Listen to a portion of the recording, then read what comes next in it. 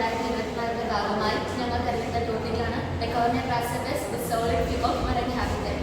ഞങ്ങൾ SPMMS പഠിക്കുന്ന വിദ്യാർത്ഥിനികളാണ്. എൻ്റെ പേര് വിധി അനിൽകുമാർ. എൻ്റെ പേര് പ്രതിഭ ആർ. എൻ്റെ പേര് വൈഷ്ണവി. നമ്മളിവിടെ എടുത്ത മെയിൻ ടോപ്പിക് എന്ന് പറയുന്നത് economic practice the solid view of marine habitat ആണ്. ഇതിൽ നമ്മളൊരു solid view of marine habitat എന്നാണ് പറഞ്ഞത്. അതായത് നമ്മുടെ അക്വാട്ടിക് സിസ്റ്റം, അതായത് അക്വാട്ടിക് എക്കോസിസ്റ്റത്തിന്റെ ദോഷം ലഭിക്കുന്ന ഒരു വസ്തുവാണ് അല്ലെങ്കിൽ ഒരു സസ്യമാണ് വാട്ടർ ഹയാസിൻ അഥവാ കുളവാഴ. വാട്ടർ ഹയാസിൻ ശാസ്ത്രീയനാമ എക്കോണമിക് പ്രാക്ടീസ് എക്കോണമിക് ജനസിൽപ്പെട്ട സസ്യമാണ്. ഇത് ജലപരപ്പിൽ വളർന്ന മനോഹരമായി പുഷ്പിക്കുന്ന സസ്യമാണ് വാട്ടർ ഹയാസിൻ എന്ന് പറയുന്നത്. 5 ദിവസം കൊണ്ട് ഇരട്ടിയാവുന്ന ഒരു സസ്യം കൂടിയാണിത്. ഇതിന്റെ എക്സസീവ് എമൗണ്ട് ഓഫ് ഗ്രോത്ത് നമുക്ക് ഒരുപാട് ദോഷങ്ങൾ ഉണ്ടാക്കുന്നുണ്ട്. ഒരുപാട് ഗുണങ്ങളും അതിനോടൊപ്പം തന്നെ ദോഷങ്ങളുമുള്ള സസ്യം കൂടിയാണ് വാട്ടർ ഹയാസിൻ അഥവാ കുളവാഴ. തെക്കേ അമേരിക്കയിലെ ആമസോൺ സ്വദേശമാണ് കുളവാഴയുടെ സ്വദേശം എന്ന് പറയുന്നത്. 50 രാജ്യങ്ങളിലായി 5 കോണ്ടിനെന്റിൽ ഇതിനെ കാണപ്പെടുന്നു. ഐക്യ വഴി 16 രാജ്യത്തിലേക്ക് നമ്മൾ ഇതിനെ യൂസ്ഫുൾ ആക്കി മാറ്റിയ പ്രോഡക്ട്സ് ട്രാൻസ്ഫർ ചെയ്യുന്നുമുണ്ട്. കേരളത്തിൽ ആലപ്പുഴ, എറണാകുളം ജില്ലകളിൽ ഇതിന് മെയിനായിട്ട് കണ്ടുവരുന്നു. ആലപ്പുഴ ജില്ലയിലെ കുട്ടനാട്ടിൽ നെൽകൃഷിക്ക് വളരെ ദോഷം സൃഷ്ടിക്കുന്ന ഒരു സസ്യം കൂടിയാണിത്.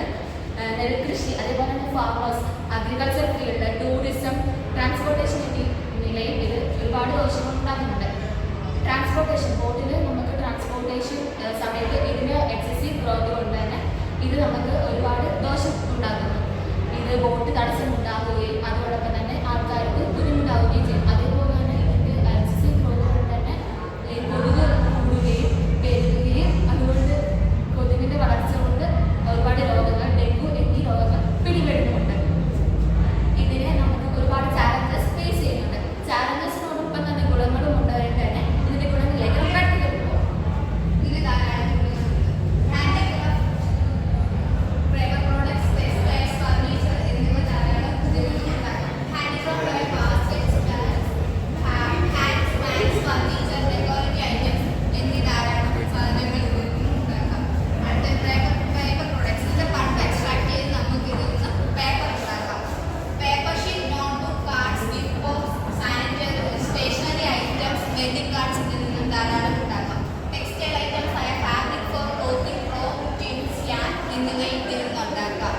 ഇതിന്റെ ഫാബ്രിക് ഫോർ ക്ലോത്തിങ് അതിൽ നിന്നും ഇതിന്റെ പണ്ട് എക്സ്ട്രാക്ട് ചെയ്ത് നമുക്ക് 3ഓളം കളറുകൾ നമുക്ക് ഇതിൽ നിന്നും ഡൈ ആയിട്ട് യൂസ് ചെയ്യാം. പിങ്ക്, ബ്ലാക്ക്, പർപ്പിൾ എന്നിവയാണ്. അടുത്ത ഫർണിച്ചർ ഐറ്റംസിന്റെ സ്ട്രോങ് ശക്തി കൂട്ടാൻ വേണ്ടി ഇതിന്റെ പണ്ട് യൂസ് ചെയ്യാറുണ്ട്. ഫർണിച്ചർ ഐറ്റംസ് ആയ ചാർട്സ്, ടേബിൾസ്, സോഫാസ് എന്നിവ ഇതിൽ നിന്ന് നമുക്ക് ഇത് ഉപയോഗിക്കാം. അതേപോലെ തന്നെ നമുക്ക് ഇതിന്റെ പൾപ്പ് എക്സ്ട്രാക്ട് ചെയ്ത് സാനിറ്ററി നാപ്കിൻസും ഉപയോഗിക്കാം, ഉണ്ടാക്കാം. മലേഷ്യയിലെ മുദ്രകളുടെ ചർമ്മരോഗത്തിനും ഇത് ഉപയോഗിക്കുന്നുണ്ട്. ക്യാൻസർ രോഗങ്ങൾക്ക് ഇതിന്റെ പൾപ്പ് എക്സ്ട്രാക്ട് ചെയ്ത് ഉപയോഗിക്കുന്നുണ്ട്.